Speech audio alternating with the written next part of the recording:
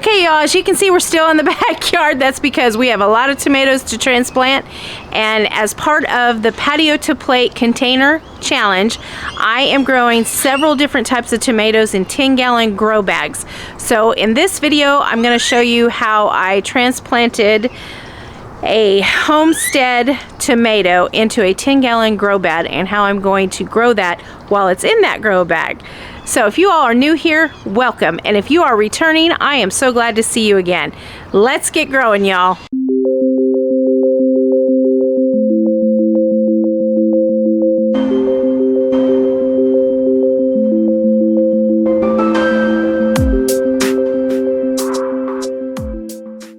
Okay, y'all, we're going to start with the grow bag that we're using. I've used these in the past, had great success with them. You can get grow bags just about everywhere. These came from Amazon, and if you saw my video, my garden tour, where we went over to the front where I pointed out where the container garden was, you would have seen black grow bags on the ground, the smaller ones, and these are 10 gallons. And that's all you need for a tomato. You don't need more than a 10 gallon. And you can actually, if you had smaller tomatoes that don't get so big and bushy like this homestead does, it gets 4 to 8 feet tall, but it has lots of foliage because it's a determinate, so it gets lots of foliage that shade the plants really good. So don't plant more than one in it. Okay. But with that said, this is the grow bag. I got these on Amazon.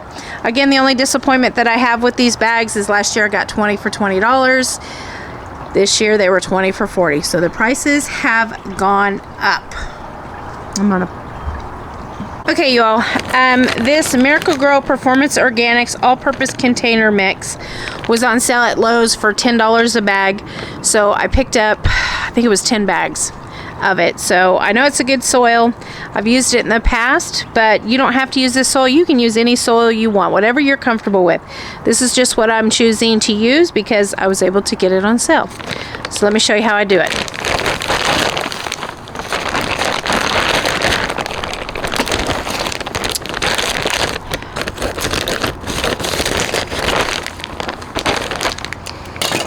Now you could easily pour this into a bucket and then pour it in here, but this stuff is really light. It's a really good light and fluffy container mix. Can you all see? I can't see behind the camera, so I'm not sure if you can see that, but there it is. So I'm going to fill this bag, because this is a small tomato, almost full. And then I'll show you what I'm going to do next.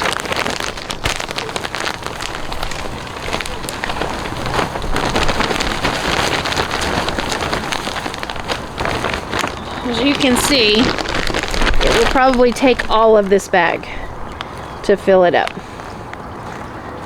Okay, so now that I got it half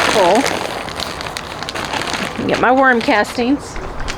Okay, so I'll be putting in, you'll see that, earthworm castings, and because I know this tomato is staying in here permanently, at the roots I'll be putting in the Mycos organic root enhancer. So I don't put a lot in, y'all. You just need a couple of handfuls.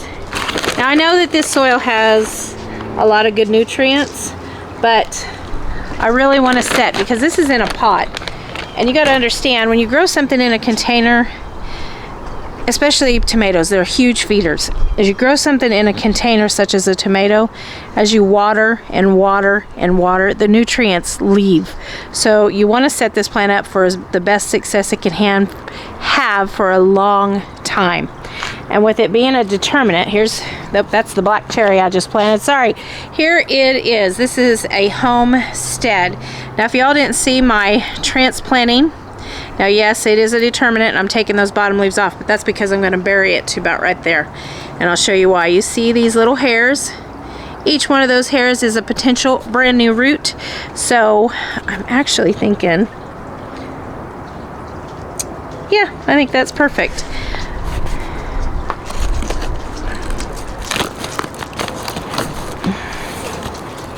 Get my Mycos ready. Sorry for all the plane sounds. If you're new here, I live in an urban setting and I have an urban garden, so lots of planes. Now, what's going to be different than what you've seen me do with putting this stuff into the holes, we are going to actually sprinkle this and then right down there on the root base, because we're just going to set it just like that. Let me zoom in on that so you can see it.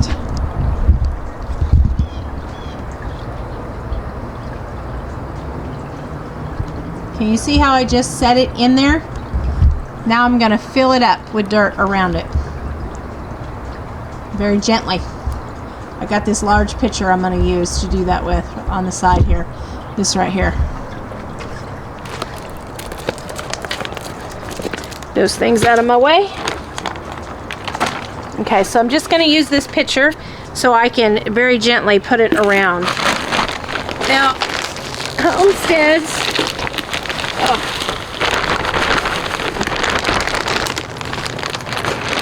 Homestead tomatoes are a determinate tomato. What that means is they're only going to reach a certain height and they're going to grow to a certain size and they're not going to grow anymore. And what they produce is what they're going to produce. They're not going to continue to produce like an indeterminate does. So we're going to gently fill up the soil around her. And I am going to kind of pat it down a little bit.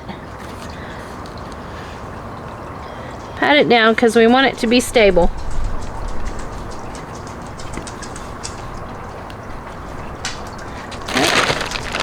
And like I said, it's probably going to take all of this bag and some more to fill this bag up.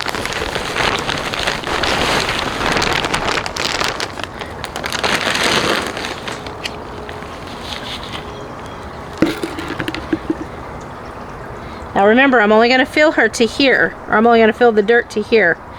Then when she grows up a little bit more, I will put more dirt in. And now that we're up there, let's go ahead.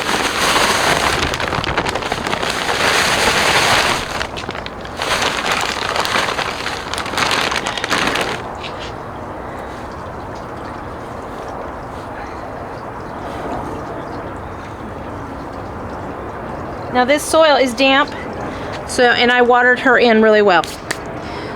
So let me zoom in so you get a good picture of where she is. You can see where she's planted to. You see how it only comes to here, but can you see the space where my hand is? When she gets a little bit bigger, a little taller, I will add more soil to that bag, just like I would if I bagged a potato. Now, these plants are just like any other tomato. They like a well-drained soil, a good neutral pH level of 6.2 to 6.5. And then for these, when they're potted in pots, you all, if you're planting tomatoes in pots, like I told you before, as you water and time goes on, the nutrients will leave this soil because it's just leaving, going underneath it. So you're going to have to feed your tomatoes. I recommend a good slow release granule organic. So you can do an all-purpose organic fertilizer. I like Espona. I think that's how it's pronounced, Espona. And then I also know that Dr. Earth is good, but I prefer the Espona over Dr. Earth's. And then while they're this little, and I will, when they get probably, can you see my hand? Above, when they get about that high, I will actually put, before I put the granule in, I will actually feed them really good. Now I prefer a bat guano liquid fertilizer.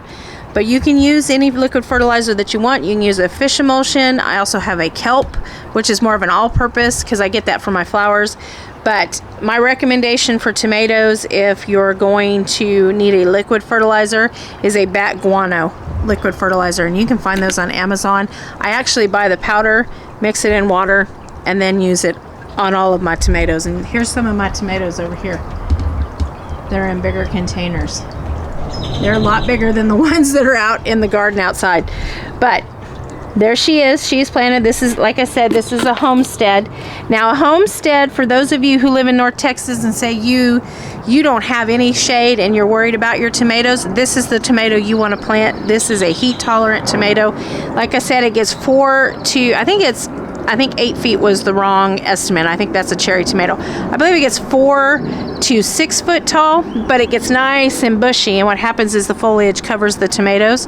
Now, with a bushy tomato, you're going to have to water only at the base. Do not water above, because you will end up with a fungus or blight. There's so many things that could go wrong. And then, of course, you don't want to, even though it's a drought tolerant, don't want to overwater it, because if you do an overwatering and then let it get dry, you're looking at blossom end rot. So there are so many things that can go wrong, but like I said, this soil is damp. You can see it kind of sticking together, and honestly, your soil really doesn't need to be more than that to make your tomatoes survive. Unless you're just in drought, like drought, you probably have to water this, and you will have to water these more often. I had to stop recording and turn the camera around and turn the mic down because I was kneeling down. Every one of my dogs came out and decided that Mom must be giving out lovin', and all attacked me. So I had to stand up just so I could film this. Once again, I just want to thank each and every one of you for coming to the channel, for subscribing, for commenting, for liking the videos, sticking through them and watching them all the way to the end. I am truly grateful and appreciate each and every one of you. And I truly hope you found value in this video. It's our series of how to plant tomatoes, or how to grow tomatoes, many different ways.